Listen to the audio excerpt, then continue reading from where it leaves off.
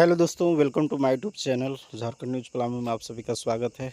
दोस्तों, आज हम बताने वाले हैं जाने किस सेक्शन के तहत सुप्रीम कोर्ट में सी टेट वाले बाहर हो सकते हैं और जे टेट 2016 जो पास किए हैं उनकी जीत होगी।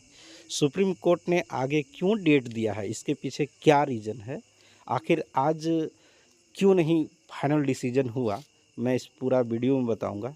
और दूसरी बात ये भी मैं बताऊंगा कि आगे आखिर इस बहाली पर स्टे क्यों नहीं लगा रहा है, इसका भी रीज़न मैं बताऊंगा। और ये एग्ज़ाम फ़िलहाल कब तक हो जाएगा, मैं इस चैनल के माध्यम से आपको जानकारी दूंगा। दोस्तों, एक छोटी सी रिक्वेस्ट करना चाहूँगा, हमारे चैनल पर पहली बार वीडियो देख रहे हैं तो चैनल को आप सब्सक्राइब कर दीजिएगा और बेल आइकन घंटी को प्रेस कर लीजिएगा। तो दोस्तों, जैसा कि आप लोग कल का डेट में जैसा कि आप जिस तरह से जजमेंट आया है, ऐसा लग रहा है जैसे कि मतलब अभी नेक्स्ट हियरिंग डेट भी मिला है। कल 5 तारीख था, 5 अप्रैल के दिन सुप्रीम कोर्ट में काफ़ी सुनवाई हुआ।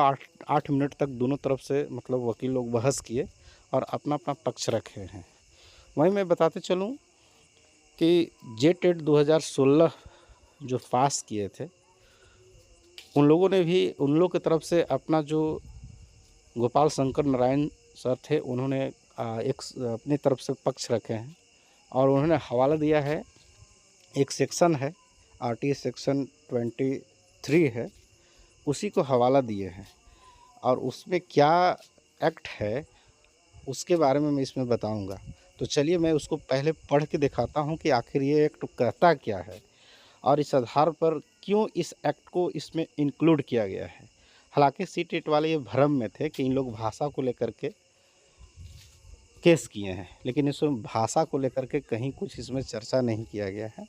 तो चलिए मैं दिखाता हूँ उस सेक्शन क्या है, पहले उसको मैं समझाता हूँ। देखिए, ये है सेक्शन, आप देख सकते हैं निःशुल्क। ये क्या कहता है, निःशुल्क अनिवार्य बाल शिक्षा अधिकार अधिनियम 2009 की धारा 23।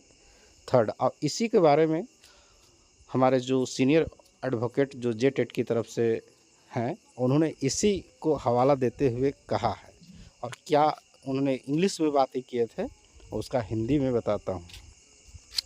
उन्होंने साफ कहे थे कि शिक्षकों की नियुक्ति हेतु योग्यता एवं सेवा शर्तें हैं। इसमें क्या लिखा हुआ है मैं पढ़ के बताता हूँ। देखिए, केंद्र सरकार द्वारा अधिसूचना द्वारा प्राधिकृत किसी शैक्षणिक पदाधिकारी द्वारा निर्धारित न्यूनतम योग्यता रखने वाला कोई भी व्यक्ति शिक्षक के रूप में नियुक्ति के लिए ये पात्र होगा। ये 20 जो सेक्शन 23 है 1 कहता है। लेकिन वहीं देखा जाए, मतलब अगर भारत में कोई भी केंद्र सरकार द्वारा यह अधिसूचना द्वारा प्राधिकृत है, निकाला गया है कि किसी भी शैक्षणिक पदाधिकारी द्वारा जो भी शैक्षणिक संस्थान है निर्धारित न्यूनतम नियोक्ता रखने वाला कोई भी व्यक्ति होगा वो शिक्षक के रूप में नियुक्ति के लिए पात्र होगा। ये बात भी सही है। लेकिन वहीं दूसरा इसमें एक्ट है जो सेक्शन 23 का जो 2 है, वो कहता है कि यही चीज़ के लिए यही चीज़ ये केस में दम लाया है। दोस्तों, इसमें यही केस में इंक्लूड हुआ है और इसी को लेकर के आज सी टेट वालों को, न तो अगर ये बात नहीं होता था उनकी जीत होना निश्चित हो गया था। तो इसमें क्या कहता है कि जहाँ किसी राज्य में शिक्षक शिक्षिका में पाठ्यक्रम या जो प्रशिक्षण प्रदान करने वाले पर्याप्त संस्थान नहीं है, या फिर उपधारा 1 जो ऊपर दिया गया है के तहत निर्धारित न्यूनतम योग्यता रखने वाले शिक्षक पर्याप्त संख्या में उपलब्ध नहीं है, यानी जो जे टेट नहीं हो या फिर उस राज्य के अंतर्गत में कुछ नहीं हो, तब केंद्र सरकार यदि आवश्यक समझेगा तो अधिसूचना द्वारा वो क्या कर सकती है, मैंने अधिसूचना द्वारा कर सकती है। शिक्षक के रूप में नियुक्ति के लिए आवश्यक न्यूनतम नियोक्ता में 5 वर्ष अधिक की अवधि के लिए छूट दी जाएगी। यहीं पर यही चीज़ को बात को उन्होंने रखा था, आगे और कुछ भी है लेकिन मैं इस चीज़ को समझाता हूँ। उसमें इन्होंने साफ कहा है कि जहाँ किसी राज्य में शिक्षक शिक्षिका में पाठ्यक्रम या फिर प्रशिक्षण प्रदान करने वाले पर्याप्त संस्थान नहीं है, तो आपको पता होना यहाँ पर जे टेट है, यहाँ जे टेट है। झारखंड में जे टेट ऑलरेडी है, यहाँ शिक्षण प्रदान करने वाला है, बहुत सारे हैं।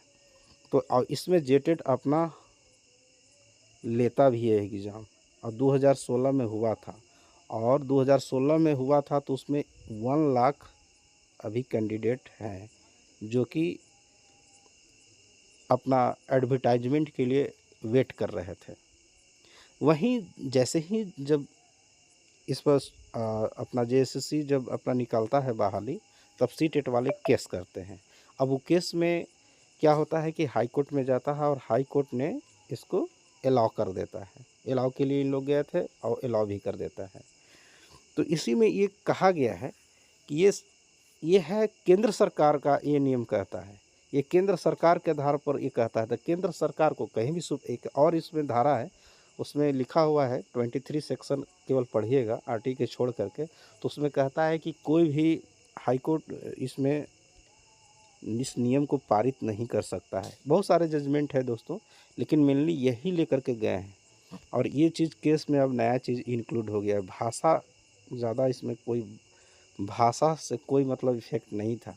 अब इसमें यही चीज़ केस में जान ला दिया है, और ये चीज़ अगले सुनवाई में। वहीं मैं बता दूं कि बिहार में भी एक कोई सेक्शन था जिन्होंने वीर सिंह नाम करके कोई आदमी है, उन्होंने ऐड किया था, और उसको लेकर के भी कुछ, हालांकि बिहार हाई कोर्ट ने उसको खारिज कर दिया था, लेकिन उसको फिर से एक्ट है, उसको ही लेकर के कुछ बहस होगा और उस बात को लेकर के कुछ होगा। फिर क्या होगा मैं ये तो नहीं बोलूँगा, सीटेट वालों को हैरी जी की तरफ तो ये बात नहीं करूँगा कि मेरा 100% जीत है। ये तो सुप्रीम कोर्ट का जज जो बैठे हैं उन लोग निर्णय देंगे। खैर जेटेट की हार या जीत क्या होगा, लेकिन अपना पक्ष मुखर तरीके से रखा जा रहा है। इस तथ्य को भी देखा जाएगा एक नज़र से और सुना जाएगा, उसके बाद ही कुछ डिसीजन होगा। और 100% जीत होगा या नहीं होगा, ये फ़िलहाल मैं नहीं कहूँगा इस बात को। अब रही बात, दूसरी बात कि आगे डेट आखिर क्यों बढ़ा है, तो यही चीज़ इंक्लूड अभी हुआ है इसके वजह से। और सुप्रीम कोर्ट में सीटेट वालों की तरफ से जो बिहार में एक सीटेट अलाउ कर दिया है, तो उसका डॉक्यूमेंट वहाँ पर उन लोग मतलब एक तरह से कुछ कमी रह गया था, उसको नहीं इंक्लूड कर पाए थे, जिसके वजह से उनको टाइम दिया गया है। और आगे उन लोग इंक्लूड करेंगे, दिखाएंगे कुछ एविडेंस के रूप में, प्रूफ के रूप में, एफिडेविट के रूप में उन लोग देंगे कि हाँ भाई देखिए अन्य राज्यों में ऐसा हुआ है, तो शायद उन लोग को भी देखा जाएगा। लेकिन ऑलरेडी मैं कह रहा हूँ दोस्तों कि यहाँ पर झारखंड में इस आधार पर यहाँ शिक्षण प्रदान करने वाला भी एक संस्था है, जेटेट नाले वाला भी संस्था है, जेएसएससी खुद लेता है। तो यहाँ पर ऑलरेडी 1 लाख विद्यार्थी भी हैं। जब ये नियम कहता है कि जब नहीं होगा तबे जो है सो वो लागू हो सकता है, सीटेट अपना लागू कर सकता है। लेकिन जब ऑलरेडी झारखंड में जेटेट हैं, तो फिर ये नियम ये भी तो कहता है कि भाई अगर नहीं है तब, अगर न्यूनतम योग्यता वाले रखने वाला कोई व्यक्ति शिक्षण प्राप्त करता है, सही है। लेकिन जहाँ किसी राज्य में, तो झारखंड हमारा राज्य है, तो झारखंड राज्य में शिक्षा देने वाला यानी शिक्षक शिक्षा में पाठ्यक्रम या फिर प्रशिक्षण प्रदान करने वाला पर्याप्त संस्था नहीं है क्या? आप लोग पता है ना कि है। अगर नहीं रहता तब ऐसा लागू कर सकता है। लेकिन फ़िलहाल यहाँ पर ऑलरेडी जेटेट कंडक्ट कराने वाली संस्था भी है, और यहाँ पर लीगली तरीके से जेटेट भी क्वालिफाइड 1 लाख स्टूडेंट हैं। तो फिर यहाँ रहते भर में सीटेट को अलाउ कैसे किया जा सकता है, यही को लेकर के कुछ बहस आगे और भी होगा। फ़िलहाल जजमेंट क्या होगा नहीं होगा वो तो मैं जज नहीं हूँ, मैं बताऊँगा नहीं कि क्या हो पाएगा नहीं होगा। खैर वेट कीजिए। लेकिन ये केस अगर यहाँ पर ये लाया है, तो सीनियर जो एडवोकेट हैं गोपाल जयशंकर नारायण जी, वो अपनी ओर से पूरा दमखम लगाएंगे, इसका कुछ ना कुछ तोड़ जरूर निकालेंगे इतना दिन में, ऐसा नहीं है। और इतना आसानी से सीटेट वालों को मतलब जीतने नहीं दिया जाएगा, इतना तो कन्फर्म हो जाइए। चलिए दूसरी बात अब मैं बात करता हूँ। खैर जीत और हार किसका होगा ये मैं नहीं बता रहा हूँ, क्योंकि जिस तरह से कॉन्फिडेंस के साथ कुछ यूट्यूबर है जो हैरी जी हैं, वो बोलते हैं कि हमारी पक्की होगी 100% जीत, 101% बोल दे रहे हैं। चलिए भैया आपका जीत होगा, कोई दिक्कत नहीं है उससे। किसका जीत किसका हार जब हो जाएगा तब बोलिए तो अच्छा है कि मेरा जीत हो गया। पहले तो आप जज की तरह ही बोलने लगते हैं कि 100% मेरा जीत होगा। चलिए आप ही खुद डिसीजन ले लेते हैं। खैर कोई बात नहीं है, कुछ भी बोलिए, बोलने के लिए सबका अधिकार है, कुछ भी बोल देते हैं, सब सुन भी लेते हैं। लेकिन चलिए मैं आपको बताता हूँ। अब यहाँ मैं बताता हूँ दूसरी बात, डेट भी बता दिया कि इसी वजह से आ गया। अब तीसरा भी बताता हूँ कि क्या एग्ज़ाम, बोलते हैं कि एग्ज़ाम पर दम है तो एग्ज़ाम पर स्टे क्यों नहीं लगा पाया। तो देखिए, जे टेट वाले केस किए हैं सुप्रीम कोर्ट में, तो सुप्रीम कोर्ट का ही निर्णय है ना। वो जे टेट को आखिर स्टे लगाना चाहती है नहीं लगाना चाहती है, उनके हाथ में है। जे टेट वालों को मांग करना काम है, जैसे आप लोग मांग के आप लोग को मिल गया हाई कोर्ट में, उसी तरह जे टेट वाले अपना मांग किए हैं। मांग मिलेगा या नहीं मिलेगा, स्टे करना या नहीं करना, ये सुप्रीम कोर्ट के हाथ में है। वो उनको लगा, शायद सुप्रीम कोर्ट को लगा कि हमें स्टे नहीं करना है, वैसा राइट नहीं है, तो नहीं लगाया स्टेट, अपना स्टे नहीं लगाया बहाली पर। उनका इस तरह से राइट नहीं था, वैसा कोई कानूनी तरीके नहीं होगा पेच, जिसकी वजह से नहीं लगा। अब चलिए बात करते हैं कि इसका एग्ज़ाम कब होगा। तो देखिए, इसका एग्ज़ाम फ़िलहाल स्टे नहीं लगा है, तो झारखंड सरकार जब चाहेगी तब अपना एग्ज़ाम ले लेगी। चुनाव से भी इसको कोई फ़र्क नहीं पड़ता है, चुनाव भी कोई मायने नहीं रखता है।